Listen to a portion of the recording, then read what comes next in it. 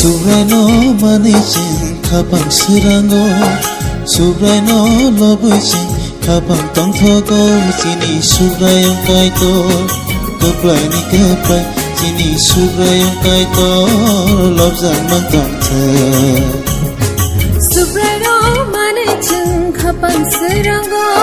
Subrano lobichin kapang tong thogo Chini subrayong kaito Kaplay ni kaplay Chini subrayong kaito Lobzang mantong the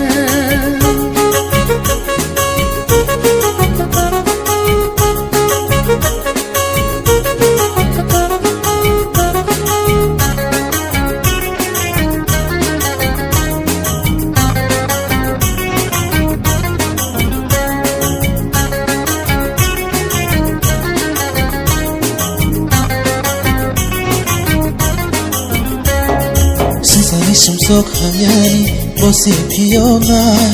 Hayami borong dofaro Paidi vitani Sisani sumsok hanyani bosi piyona Hayami borong dofaro Paidi vitani Takuro bukuro Haibagi jishuo Takuro bukuro Haibagi jishuo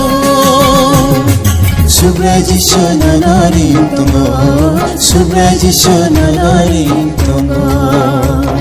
Subrano manichin kapang sirango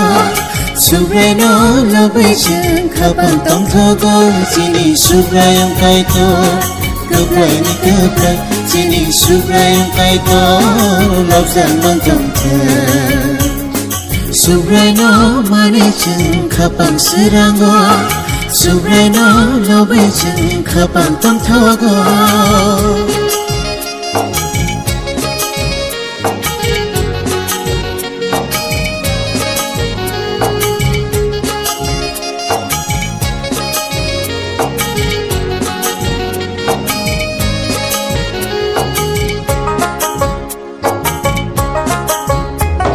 Subaji shule khairoma hamzang ma kubro Bini hamzang ma paiplaya ota kubro Subaji shule khairoma hamzang ma kubro Bini hamzang ma paiplaya ota kubro Bayaro chalaro Haibagi jishuo Bayaro chalaro Haibagi jishuo Subray jishu me thangai bugra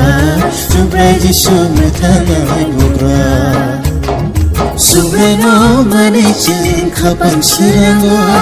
Subrano lobichin kapang tong thogo Chini subrayong kaito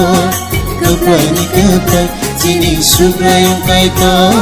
Lobzang mantong the Subrano manichin kapang sirango Subrano lobichin kapang tong thogo Chini subrayong kaito Kaplay ni kaplay Chini subrayong kaito Lobzang mantong the Chini subrayong kaito Lobzang mantong the Chini subrayong kaito Lobzang mantong the